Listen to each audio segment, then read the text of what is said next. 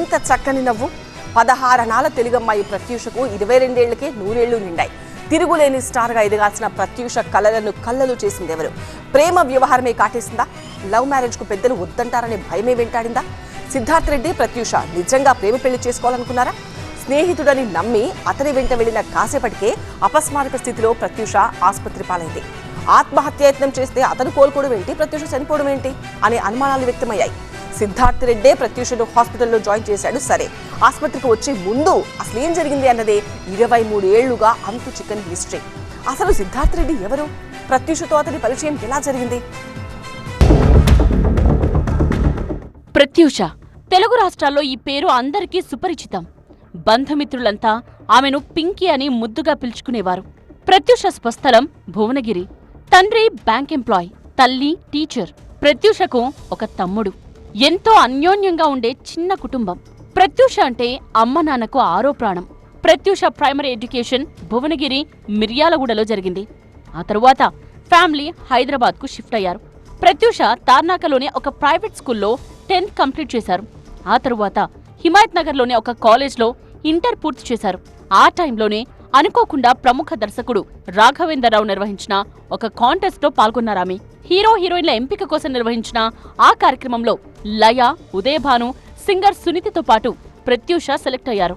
అంతేకాదు lovely smile అవార్డును కూడా కైవసం చేసుకున్నారు. అలా అనుకోకుండా ప్రత్యూష సినీ ప్రస్థానం మొదలైంది. కానీ ప్రత్యూషను సినిమాల్లోకి పంపాలా వద్దా అని పేరెంట్స్ మొదట సందేహించారు. దర్శకేంద్రుడు సహా ఎందరో ప్రముఖులు ప్రత్యూషకు ఉజ్వల భవిష్యత్తుందని చెప్పడంతో ఆమెను ప్రోత్సహించారు. నటనలో శిక్షణ ఇప్పించారు. వెల్లువల అవకాశాలొచ్చాయి. కలెక్షన్ కింగ్ మోహన్ బాబు కూతురుగా నటించి మెప్పించారు ప్రత్యూష. ఆ తరువాత వరుసగా తన సినిమాల్లో అవకాశాలిచ్చారు మోహన్ బాబు. రాయుడు, శ్రీరాములయ్య సినిమాల్లో ప్రత్యూష నటన అందర్నీ ఆకట్టుకుంది. సినిమాలో కూతురు అమ్మకి ప్రతిరూపంగా నాన్న కళ్లలో కనిపించింది. కానీ నిజ జీవితంలో కూతురి ప్రతి గుర్తు ఈ అమ్మ గుండెలో ఇంకా పదిలంగా ఉంది. ప్రత్యూష యాదిలో చారిటబుల్ ట్రస్ట్ పెట్టి ఎందరి జీవితాల్లోనో వెలుగులు నింపుతున్నారు. ప్రత్యూష అంత్యక్రియలు మొదలు తన బిడ్డకు న్యాయం జరగాలని 23 ఏళ్లుగా పోరాడుతోంది ఈ అమ్మ. మరే బిడ్డకు అన్యాయం జరగకుండా ఉండేలా, మృగాళ్ల వెన్ను వణుకు పుట్టించేలా దోషులను కఠినంగా శిక్షించాలని ఇన్నాళ్లు అలుపెరగని పోరాటం చేస్తూ వస్తున్నారు. ప్రత్యూష ఫోటోను చూస్తే జోలపాడమ్మ అని అడిగినట్టుగా మర్చిపోలేని గుర్తులు ఇప్పటికీ సజీవంగానే ఉన్నాయామెకు. ఎంత చక్కని నవ్వు, ఎంత అణుకువ! దారుణం జరిగి ఉండకుండా ఉంటే ఇప్పుడు ప్రత్యూష ఏ స్థాయిలో ఉండేదో కదా. ఆత్మీయులు, ప్రత్యూష అభిమానులు ప్రతి ఒక్కరి మాట ఇదే. అప్పటికే ఆమె ఇటు తెలుగులో అటు తమిళంలో బాగా బిజీ అయ్యారు. కూతురు, చెల్లెలు వంటి క్యారెక్టర్స్ చేస్తూనే మరోవైపు హీరోయిన్ గాను తన ముద్ర చాటుకున్నారు ప్రత్యూష. అందం, చక్కని అభినయం వల్ల అవకాశాలు ఆమెను వెతుక్కుంటూ వచ్చాయి. జయం మూవీలో ఛాన్స్ రావడంతో ఆమె ఆనందానికి ఆకాశమే హద్దయింది. తల్లికి ఫోన్ చేసి తన సంతోషాన్ని పంచుకుంది. డైరెక్టర్ను కలిసొస్తానని చెప్పింది. ఫ్రెండ్తో కలిసి పంచగుట్టలో ఒక పార్లర్కు వెళ్ళింది. అప్పుడే అక్కడకు సిద్ధార్థ రెడ్డి రావడం, ఇప్పుడే వస్తామని చెప్పి ఇద్దరూ అక్కడి నుండి వెళ్లడం జరిగింది. కాసేపటికి ఫ్రెండ్కు ప్రత్యూష ఫోన్ చేసింది. వచ్చేస్తున్నామని రిప్లై కూడా ఇచ్చింది. అదే టైంలో అమ్మకు కూడా ఫోన్ చేసింది ప్రత్యూష. కట్ చేస్తే మళ్లీ ప్రత్యూష తిరిగి రాలేదు. ఆమె ఐసీయూలో ఉందని హాస్పిటల్ నుండి ఫోన్ రావడంతో తల్లి గుండె తల్లడిల్లింది. బ్యూటీ పార్లర్కి వెళ్తాను, అమ్మాయి హాస్పిటల్కి ఎందుకు వచ్చిందంటే అదంతా నాకు తెలియదు మేడం, మీరు ఉండండి అని చెప్పి నన్ను మా బాబుని పక్కన నిలబెట్టేశారు. దగ్గర ఒక 2 hours వరకు మమ్మల్ని లోపలికి వెళ్ళండి. ఇవాళ బాబు చిన్నోడు, మమ్మల్ని ఎవరు కేర్ చేయట్లేదు. నేను ఎంత అడిగినా ఎవరు నాకు చెప్పట్లేదు. 1 hour తర్వాత మళ్ళీ లోపలికి పిలిచారు. లోపలికి పిలిచేసి ప్రత్యూష రింగ్స్, ఇయర్ రింగ్స్, ఇంకో ఇది ఇప్పటికీ నేను 23 years నుంచి పెట్టుకున్నాను. ఆమెకు డైమండ్స్ అంటే ఇష్టం. అప్పుడు ఆ కాలంలో చిన్న డైమండ్ కొని పెట్టుకుంది.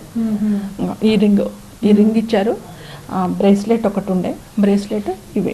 ఆర్నమెంట్స్ ఇచ్చేటప్పుడు అడిగిన, ఫస్ట్ టైం పోయినప్పుడు అడిగిన, ఒక్కసారి చూస్తాను సార్, నా కూతుర్ని చూసుకుంటాను సార్, ఏడుస్తూ మొత్తుకుతూ అడుగుతుంటే వాళ్ళకి దయ రాలేదండి. పైన డెడ్ బాడీనే పెట్టారేమో తీసుకొచ్చి వాళ్ళని అక్యూజ్ వాళ్ళని ఎస్కేప్ చేయడానికి. నమ్మేది ఎట్లా? నమ్మకం ఏది? దానికి సాక్ష్యం ఏంటిది? బతికున్నది అనడానికి సాక్ష్యం ఏంటిది?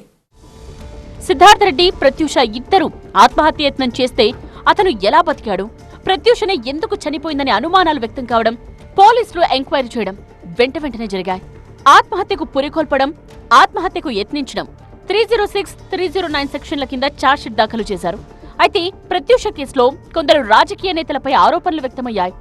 కేసును తొక్కిపడుతున్నారని వాపోయారు సరోజిని. ప్రత్యూషకు ఆత్మహత్య చేసుకునేంత పెరికితనం లేదు. ముమ్మాటికి ఆమెపై అత్యాచారం చేసి హత్య చేశారని కోర్టును ఆశ్రయించారు సరోజిని రెడ్డి. అది అమ్మ ఆవేదన. ప్రత్యూష కేసులో నిజాలు తెలియాలి, న్యాయం గెలవాలి, ఇంకే బిడ్డకు అన్యాయం జరగకూడదన్నదే ఆమె వాదన.